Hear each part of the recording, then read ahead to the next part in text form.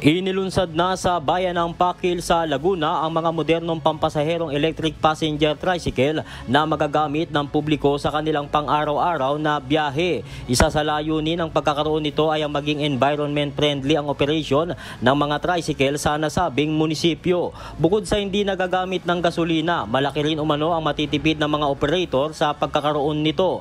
Ang nasabing alternatibong tricycle ay option para sa mga operator at commuter kung alin man ang kanilang tatangkilikin para sa kanilang kabuhayan. Samantala, nakiusap naman ang mga operator na malagyan din umano ng prangkisa ang modernong pampasaherong tricycle. Good naman siya. Kaya lang siguro dapat palagyan na rin ng prangkisa para hindi masilip ng iba. Kasi dapat pag pambiyahe, di ba dapat? Pag for hire, dapat may prangkisa.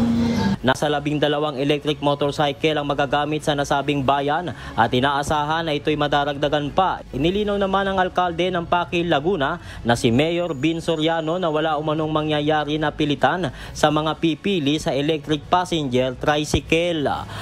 Well, una, hindi mo dapat mag-alala yung may mga traditional na tricycle sapagkat hindi naman ipe-phase out ang kanilang mga traditional tricycle dito sa bayan ng Pakil. Nagbigay lang tayo ng option kung ano yung gusto o pipiliin ng mga drivers sa panginaharap. Ito bang traditional pa rin o itong modern na. Walang pilitan to kung ano yung kanilang gustong ipamasada dito sa bayan ng Pakil, maging sa mga karating bayan kung i-embrace na rin nila itong mga modern tricycle. Marcos Doria, humahataw sa balita ngayon.